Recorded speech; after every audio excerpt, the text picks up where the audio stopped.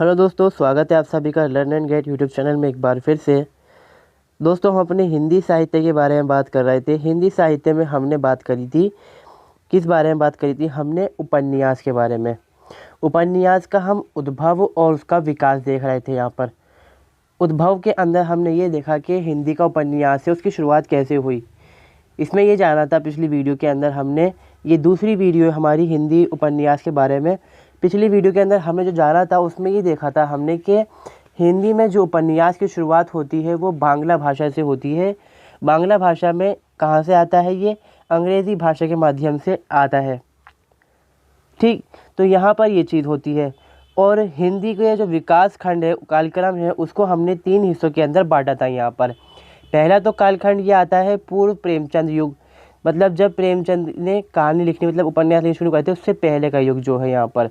दूसरा युग आता है यहाँ पर प्रेमचंद युग, जिसके बारे में हम इस वीडियो में बात करेंगे। और तीसरा जो युग आता है, मतलब जो कालखंड का हम विभाग कहते हैं, विभाजन कहते हैं इसमें, तो वो आता है प्रेमचंद उत्तर, मतलब प्रेमचंद के बाद का जो युग आएगा वो कहलाएगा। तो ये जो वीडियो है हमारी प्रेमचंद युग के बारे में होने वाली है। ये कि दूसरा ये यहाँ पर युग है हिंदी उपन्यास का। तो इस वीडियो के अंदर हम इसी बारे में हम जानेंगे। चैनल पे अगर आप पहली बार आए हो सकता है आपके नीचे ये वीडियो जो है उपयोगी सिद्ध हो, तो ज़रूरत है कि आप चैनल को सब्सक्राइब कर लें। अगर वीडियो अच्छी लगे तो वीडियो को भी लाइक करें और दोस्तों के साथ भी आप ज़रूर शेयर करें, क्योंकि उनके भी ये फ़ायदेमंद हो सकती है। तो देखिए चलिए क्या होता है यहाँ पर। देखिए यहाँ पर क्या हुआ, इस युग के अंदर उपन्यास के 2 शैलियाँ निकल कर यहाँ पर आती हैं, मगर उसमें से एक ही शैली जो है यहाँ पर पूर्ण रूप से विकसित हो पाती है। ये 2 शैलियाँ यहाँ पर कौन सी होती हैं? ये शैलियाँ होती हैं प्रेमचंद शैली, दूसरी होती है प्रसाद शैली। तो हम जिस बारे में बात करेंगे वो मुख्यतः यहाँ पर प्रेमचंद शैली ही है। प्रसाद शैली जो है कभी अगर मौका मिलता है हमें, या अगर आप डिमांड करते हैं तो हम बना देंगे उसके ऊपर भी वीडियो अलग से। मगर जो हमारा हम बात करें कि परीक्षा के लिए जो उपयोगी रहेगा यहाँ पर वो प्रेमचंद शैली ही है। अब यहाँ पर देखिए इन दोनों शैलियों के अंदर अंतर क्या था। यहाँ पर दोनों शैली में क्या अंतर था? भावना और घटना को लेकर था। प्रेमचंद शैली में क्या है, यहाँ पर घटना को प्रमुख स्थान दिया गया है, और प्रसाद शैली में मानव मन के विश्लेषण पे जोर दिया गया है। ये रहा इसके अंदर। और प्रेमचंद युग के अंदर आप देखेंगे कि जो पूर्व प्रेमचंद युग है उससे क्या अंतर यहाँ पर निकल कर आता है कि यहाँ पर चरित्र के आधार पर ही चीज़ें लिखी गई थी, मगर घटनाओं को उसके अंदर मुख्यतः भूमिका फिर भी दी गई थी। मगर जो प्रेमचंद पूर्व युग जो है, जो प्रेमचंद से पहले का जो युग आएगा, उसके अंदर सिर्फ घटना के बारे में है। घटना के आधार पर ही यहाँ पर जो हमारे पात्र हैं वो काम करते हैं, उसके साथ से ही जो भी चीज़ हमें देखने को मिलेगी वो पात्रों की घटना के आधार पर है। मगर यहाँ पर क्या होता है कि जो चरित्र है उसके आधार पर ये चीज़ें होती हैं, मगर जो घटना है उसको प्रमुख स्थान दिया गया है। और प्रसाद शैली में क्या है कि मानव के मन विश्लेषण के पर जोर दिया गया है। जो इंसान है अपने दिमाग पे, दिल पे देखे कि उसका दिल क्या चाहता है, क्या करना चाहता है, उस तरह से लिखा गया है इस उपन्यास को। प्रेमचंद को हम ये कहते हैं कि सम्राट हैं हिंदी उपन्यास के, क्योंकि प्रेमचंद के युग के अंदर ही, और प्रेमचंद ने स्वतः ही यहाँ पर हिंदी उपन्यास में अपना एक बड़ा योगदान दिया है उसके विकास के अंदर, जो आज के टाइम में हम जो स्वरूप देखते हैं। यहाँ पर प्रेमचंद युग में हम क्या देखते हैं कि राष्ट्रीय आंदोलन प्रति यहाँ पर जो उपन्यास है वो लिखे गए, किस तरह समस्याएं दिखाई गई, यहाँ पर मानवतावाद है उसमें, भारतीय संस्कृति में जो बुराइयां हैं, जो अच्छाई हैं, उनको दिखाया गया। विधवा विवाह के जो अगर कोई औरत है, इसका पति मर जाता है तो उसका दूसरा विवाह भारतीय संस्कृति के हिसाब से बड़ा मुश्किल था, ख़ास तौर पे हिंदू धर्म के अंदर। और दूसरा हम क्या देखेंगे यहाँ पर, वो है अमेल विवाह। अमेल विवाह मतलब यहाँ पर हम ही कह सकते हैं कि बाल विवाह एक तरह से, कि कहाँ बच्ची छोटी सी है, आदमी इतना बड़ा है, उसकी शादी के साथ की जा रही है यहाँ पर। और दूसरी है यहाँ पर दहेज प्रथा। और एक चीज़ यहाँ पर जो आती है वो है सती प्रथा भी इसके अंदर अगर हम चाहें तो शामिल कर सकते हैं। तो ये जो मुद्दे रहे ख़ास, मतलब हमने कहा कि किन विषयों पर लिखा गया यहाँ पर उपन्यास से, तो यही मुद्दे रहेंगे इसके अंदर। राष्ट्रीय आंदोलन इसलिए है यहाँ पर ये कि ये समय है 1918 से लेकर 1936 का। ये जो कालखंड है ये 1936 तक चलता है, और इसी कालखंड के अंदर हमने इसको लिखा है, इसलिए इसमें जो राष्ट्रीय आंदोलन चेतना जो दिखाई है आपको बहुत ज़्यादा देखने को मिलेगी यहाँ पर। ठीक है, तो ये चीज़ यहाँ पर हो गई। अब प्रेमचंद ने क्या करा, प्रेमचंद ने जो अपने साहित्य लिखे उसके अंदर बहुत सारी चीज़ों को उन्होंने शामिल करा। चरित्र प्रधान तो वो थे ही, मगर समाज की जो बुराइयां थी, जो प्रेमचंद ने ख़ास तौर पर जो उपन्यास की रचना की वो सामाजिक मुद्दों के ऊपर की। यानी कि जो प्रेमचंद के उपन्यास है वो उपदेशात्मक है यहाँ पर, मतलब इसमें उपदेश दिया जा रहा है समाज को एक तरह से फिर से। और ये जो व्यवस्था है या ये जो युग है, ये हिंदी उपन्यास का पूर्ण युग कहा जाता है। मतलब कि जो उपन्यास जो कला थी वो अपने आप के अंदर पूरी तरह से कंप्लीट हो चुकी थी, परिपक्व हो चुकी थी यहाँ पर। प्रेमचंद ने सामाजिक कुरीतियों, राष्ट्रीय भावनाओं, ग्रामीण जीवन की समस्याओं आदि का यथार्थ चित्रण किया है। यथार्थ मतलब कि जैसे कि रियल, तो देखना बिल्कुल असली चित्रण हम उन्होंने इस तरह से लिखा है कि हम उसके अंदर अगर डूब जाएं तो हमें लगता है कि जो दृश्य है हमारे सामने चल रहा है बिल्कुल। और प्रेमचंद के जो लिखे हुए साहित्य है उन पर फिल्म भी बन चुकी हैं, बताने वाला हूँ मैं आगे भी आपको। अब यहाँ पर क्या है कि यथार्थ उपन्यास का आरंभ प्रेमचंद के कौन से साहित्य से यहाँ पर उपन्यास से होता है, ये है सेवा सदन। देखिए यहीं से युग शुरू होता है। यहाँ पर प्रेमचंद का पहला साहित्य आता है हिंदी भाषा के अंदर, बता रहा हूँ मैं आपको। इससे पहले जो उपन्यास है या कुछ काव्य जो रचना करते थे प्रेमचंद, वो उर्दू भाषा के अंदर, फारसी भाषा के अंदर वो ख़ासतौर पर करते थे यहाँ पर। तो पहला इनका उपन्यास है सेवा सदन, जो कि 1918 में लिखा गया। इससे पहले क्या है कि प्रेमचंद ख़ास तौर पर उर्दू में लिखते थे। वरदान, प्रेमा, गुजेवत आदि रचनाएं उर्दू में प्रकाशित हुई। ये जिनकी रचनाएं किसकी हैं, ये प्रेमचंद की है, मगर ये उर्दू भाषा के अंदर लिखी गई हैं यहाँ पर। अब आता है यहाँ पर कि सामाजिक अत्याचार से पीड़ित नारी के समाज में कि पतन और वेश्यावृत्ति में समाज सुधार की समस्या का विश्लेषण किया गया है इन उपन्यासों के अंदर। प्रेमचंद वेश्यावृत्ति की समस्या को दहेज और नारी अशिक्षा से जोड़कर देखते हैं। ये कहते हैं कि जो वेश्यावृत्ति है समाज के अंदर, तो ये क्यों होती है, इसकी वजह यहाँ पर ये है कि दहेज का होना। दूसरी वजह कहते हैं कि नारी अशिक्षित है तो वो ऐसे काम करती हैं यहाँ पर, या फिर लोग उसके साथ ऐसे काम करते हैं कि नारी अशिक्षित है तो उसका ये लोग फायदा उठाते हैं, लोग जो गंदे गलत लोग समाज के अंदर हैं।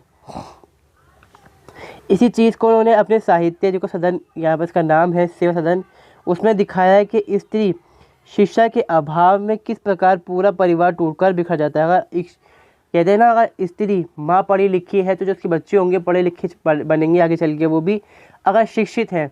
और शिक्षा भी मतलब ये नहीं है कि भैया आपने सिर्फ रट्टा मार लिया और आपने सिर्फ पास कर लिए परीक्षाएँ तो आप शिक्षित हो गए, मगर आपकी जो हम कहते हैं कि मानसिकता है वो उन्नत होनी चाहिए। अपने आप को, आपको जो समाज मतलब समझ है आपकी, वो विकसित होनी चाहिए समाज के बारे में। अगर शिक्षा इस तरह से जो महिला है वो शिक्षित हो जाती है तो वो अपने जो आने वाली नस्लें हैं उनको भी सुधार सकती है यहाँ पर। और दूसरी चीज़ इन्होंने ये कही प्रेमचंद ने कि हिंदू मुस्लिम समाज में जो व्याप्त वेश्यावृत्ति है उसको नारी प्रधानता से जोड़कर देखा कि नारी की प्रधानता होती है वेश्यावृत्ति के अंदर, क्योंकि जो वेश्यावृत्ति में जो औरतें लगी हुई होती हैं उनकी समाज के अंदर इज्जत बिल्कुल नहीं की जाती। पहली बात तो ये कि वो गलत काम देखा जाता है, गलत काम है यहाँ पर, और है भी काफ़ी तरह हम देखें तो गलत काम ही है वो यहाँ पर। और दूसरा यहाँ पर जब क्या होता है कि जो नारी है उनके साथ जो उनके पास लोग जाते हैं वो उनके साथ किसी तरह का ही व्यवहार वो कर डालते हैं यहाँ पर, तो उनकी कोई वो इज्जत नहीं रहती। इस वजह से इनको कहते हैं कि नारी प्रधानता है यहाँ पर। परंतु उनके मन में उन स्त्री प्रति कोई घृणा का भाव नहीं है। वो चीज़ तो गलत मानते हैं मगर ये वो नहीं कहते कि चलो अब ये चीज़ है भी तो वो जिम्मेदार जो है उसकी वो औरतें नहीं हैं। ये प्रेमचंद जी का मानना है यहाँ पर। इसके बाद जो साहित्य लिखे, उपन्यास लिखे यहाँ पे प्रेमचंद जी ने, वो यहाँ पर है आपके प्रेमा निर्मला, रंगभूमि, कायाकल्प और वन, कर्मभूमि, गोदान और गबन। ठीक है, गबन भी इनका एक बहुत ही प्रमुख साहित्य उपन्यास है। इन उपन्यास में क्या दिखाया है, इन्होंने सामाजिक बुराइयों को दिखाया है और सामाजिक आधार के ऊपर ही इन्होंने इस उपन्यास की रचना की है। और ये इन्होंने इसकी जो इनकी ख़ास जो व्यवहारिक भाषा है उनका इस्तेमाल किया है, ताकि जो आम बोलचाल की भाषा है उसका इस्तेमाल किया है कि जो पढ़ने वाला है उसको पढ़ने में दिलचस्पी हो और वो इसको बड़े मन लगाकर पढ़ पाए, और लोगों ने पढ़ा भी इस चीज़ को। प्रेमचंद जी ने जो उपन्यास लिखे, जैसे कि हम जानते हैं कि सेवा सदन, इस पर 1938 में सुब्रमण्यम ने अपनी फिल्म बनाई, और गबन और गोदान पर भी इसकी पिक्चर्स मतलब मूवीज़ जो है बन चुकी हैं यहाँ पर। फिर आता है 1980 में जो निर्मला है उस पर एक व्यवहारिक मतलब जो टीवी सीरियल है, जो डेली सोप होता है, वो बनाया गया है इसके ऊपर। अब ये गबन जो गोदान है, मैं इनके ऊपर भी एक वीडियो लेकर आऊँगा अलग से। ये अपने हाथ में बड़े अच्छे उपन्यास है और बहुत अच्छी कहानी है, बहुत अच्छी सीख इन कहानी की जैसे दी गई है।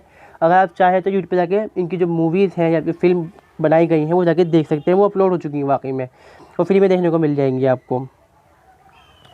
अब प्रेमचंद जी ने यहाँ पर क्या करा, जैसे हमने देखा कि प्रेमचंद युग में हुआ क्या था कि जो मनोरंजन पहले क्या था, पूर्व प्रेमचंद युग में यह था कि जो उपन्यास है वो साधन है मनोरंजन का, विलासिता का और प्रेम आख्यान से जुड़े हुए हैं। मगर प्रेमचंद युग में ऐसा नहीं हुआ। प्रेमचंद युग में ये रहा कि जो समाज है उसमें सामाजिक जो उपदेश हैं ज़रूरी थे कि समाज, जो भारतीय समाज जो संस्कृति है वो पिछड़ रही थी और उसके अंदर जो बुराइयां हैं वो बहुत ज़्यादा शामिल हो रही थी, और राष्ट्रीय भाव जगाने की ज़रूरत थी कि समाज में जो बुराइयां हैं उनका अंत किया जाए। तो यही चीज़ प्रेम जो युग है उसके अंदर की गई थी।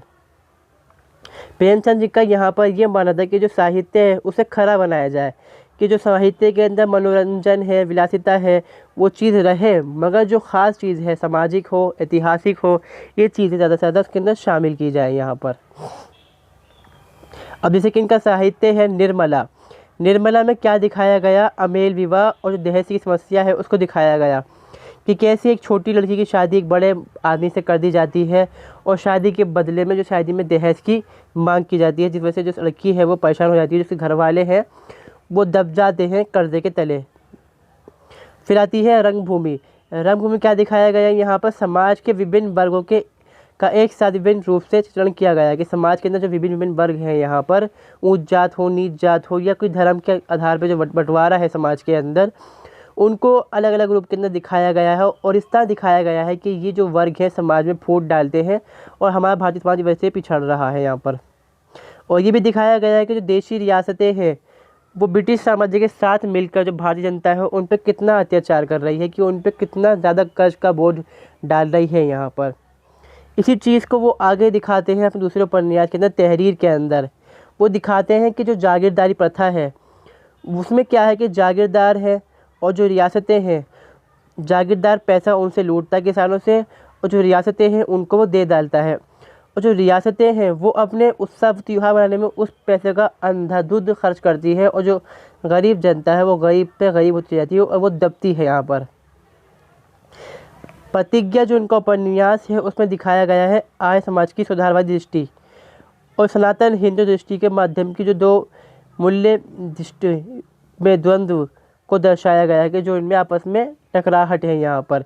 कि एक तो यहाँ पर यह है कि जो आर्य समाज है वो मूर्ति पूजा को नहीं मानता, और वो समाज में चाहता है कि जो अमीर गरीब है, ऊंच जात नीच जात है, जो भी हिंदू धर्म के अंदर व्याप्त कुरीतियाँ हैं उनको ख़त्म किया जाए। मगर जो सनातन हिंदू धर्म का जो कट्टरवाद का रूप है वो ये कहता है कि ब्राह्मण सबसे ऊपर है, उनसे ऊपर कोई नहीं। ब्राह्मण, इसमें ये कहा गया कि ब्राह्मण अगर जवान भी है तो वो गरीब से पैर दबवा सकता है अपने। तो ये समाज के अंदर बहुत बड़ी बुराई के तौर पे दिखाया गया है प्रेमचंद जी के ज़रिए से।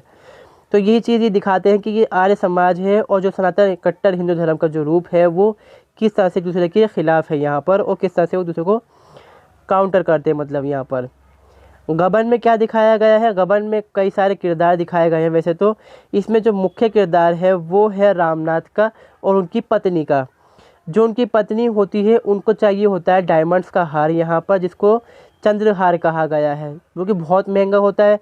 और जो रामनाथ साहब होते हैं वो होते हैं छोड़ू आदमी, मतलब झूठ बोलते हैं कि मेरे पास पैसा है, मेरे पास इतनी बड़ी नौकरी है, हालांकि वो क्या होते हैं, बेरोज़गार होते हैं, कुछ काम वो नहीं करते। अब जब शादी हो जाती है तो वो दिखावा करते हैं इस चीज़ का, अपनी बीवी के लिए गहने लाने के लिए वो उधार लेते हैं। होते होते क्या होता है कि वो जहाँ पर काम कर रहे होते हैं उनको वहीं पर से चोरी करनी पड़ती है उस हार को, पैसे को चुकाने के जो उधार पे वो लेकर आए थे। यानी कि वो चोरी करते हैं और आगे भाग जाते हैं, फिर गिरफ्तारी होती है। फिर जो उनकी पत्नी होती है और जो घर वाले होते हैं अपना सामान बेच के छुड़ाते हैं उनको यहाँ पर। तो ये दिखाया गया है कि दिखावे के चक्कर में और जो औरत के जो दिल के अंदर जो गहनों के प्रति आकर्षण है उससे कितना समाज, जो घर का परिवार है वो कितना बर्बाद हो जाता है यहाँ पर। कर्म मूवी है, इसमें दिखाया गया है सामाजिक राजनीतिक स्तर पर व्याप्त अव्यवस्था को दिखाया गया है कि समाज में किस तरह से अव्यवस्था है और जो राजनीति है उसमें किस तरह से अव्यवस्था है, नेता कैसे घोटालेबाजी कर रहे हैं, यहाँ पर चीज़ें दिखाई गई हैं इसके अंदर। गोदान के अंदर क्या दिखाया गया है, गोदान में दिखाया गया है कृषक समस्याओं को। यहाँ पर दिखाया गया है कि किसान ने कुछ पैसे लिए अपनी खेती करने के लिए, कर्जा लिया, खेती कर ली उसने, सब कुछ कर लिया। अब आती है बात फसल काटने की, तो फसल पे पड़ जाता है यहाँ पर ओला या बारिश वगैरह, कुछ इस तरह की कहानी क्या, तो बारिश हो जाती है, बाढ़ जाती है, जो फसल जो है वो जाती है बर्बाद। अब किसान चुकाए कहाँ से पैसा, तो वो जो पैसे जमा करके रखता है किसान यहाँ पर, वो पैसे रखता है अपने लिए कंबल ख़रीदने के लिए, सर्दी के लिए, मगर उसको कर्ज़ा भी देना होता है, तो वो कंबल ना लेकर वो कर्ज़ा जो है वो चुकाता है पहले यहाँ पर। तो ये समाज में जो कितनी बुराइयाँ हैं उनको दिखाया गया है इनके ज़रिए से यहाँ पर। तो ये कहते हैं इसलिए है कि हम कि जो इस युग के जो उपन्यास हैं, और जो प्रेमचंद जी हैं, उन्होंने यथार्थ चित्रण किया है समाज का खुले तौर पर बिल्कुल। और जो दूसरे कुछ यहाँ पर उपन्यासकार हैं, इसमें नाम आता है विशंभरनाथ कौशिक जी का। उन्होंने लिखा है भिखारणी और माँ। इसमें क्या क्या दिखाया गया है, भिखारणी में दिखाया गया है कि रामनाथ और जस्सी की जो प्रेम कथा है, जो उसके लिए दिखाया गया है कि जो अंतर्जातीय विवाह है उसको स्वीकार करना चाहिए। यानी कि इसमें दिखाया गया है कि एक जो व्यक्ति है, यानी कि जो जस्सी है या जो रामनाथ है, वो नीच जात से हैं, और दूसरा जो है वो ऊंच जात का है। यहाँ पर अंतर्जातीय विवाह कर लेते हैं यहाँ पर, तो समाज इसको नहीं मानता। फिर आखिर में इसमें ये कहानी कि भाई वो मानते हैं, तो ये चीज़ दिखाई गई है कि भाई ये समाज को मानना चाहिए कि समाज में जातियाँ तो हैं, मगर अंतर्विवाह हम कर सकते हैं। हालांकि जो हिंदू धर्म है उसमें ऐसा ज़्यादा है, और जो मुस्लिम धर्म है उसमें ऐसा बहुत कम देखने को मिलेगा आपको। चतुर्सेन शाखी के प्रमुख यहाँ पे उपन्यास है हृदय की प्यास, अमर अभिलाषा, आत्मदान आदि। वृंदावन लाल वर्मा ने कौन कौन से लिखे यहाँ पर उपन्यास, उन्होंने ऐतिहासिक और सामाजिक दोनों प्रकार के उपन्यास लिखे यहाँ पर। तो पहला जो इतिहास का जो यहाँ पे उपन्यास आते हैं वो है ऐतिहासिक, जिसमें आता है गढ़कुंडार, झांसी की रानी लक्ष्मीबाई, बिराटा की पद्मिनी, मृगनयनी, कचनार आदि। सामाजिक उपन्यास में है इनके लगन, अमर बेल, कुंडली, चंद्र संगम और प्रत्यागत आदि। जयशंकर प्रसाद जी भी इसी समय के उपन्यास है जो कि बहुत मशहूर है, और उन्होंने हिंदी साहित्य में उपन्यास सिर्फ 2 ही खास लिखे हैं यहाँ पर, बाकी वो लिख नहीं पाए क्योंकि उपन्यास उनके पूरे नहीं हो पाए थे यहाँ पर। पहला इनका उपन्यास है 1929 का कंकाल, दूसरा है तितली 1934 में लिखा था उन्होंने, और तीसरा भी इन्होंने उपन्यास लिखना शुरू करा जो कि पूरा नहीं हो पाया, जिसका नाम था इरावती, और ये अकाल मृत्यु के कारण इनका पूरा नहीं, मतलब इनकी मौत हो गई तो ये इसको पूरा नहीं कर पाए। तो ये था यहाँ पर हमारा प्रेमचंद युग हिंदी उपन्यास के विकास खंड का एक हिस्सा। कैसी लगी अगर आपको वीडियो अगर वीडियो अच्छी लगी हो तो आपसे गुजारिश है कि वीडियो को लाइक करें, चैनल को ज़रूर सब्सक्राइब करें। हम अगली वीडियो में बात करने वाले हैं प्रेमचंदोत्तर काल के बारे में, मतलब प्रेमचंद की जो बात का काल आता है हिंदी उपन्यास में उसके बारे में। वीडियो अच्छी लगी हो तो फिर वही उम्मीद है कि आप लाइक करें। मिलते हैं हम दूसरी वीडियो में।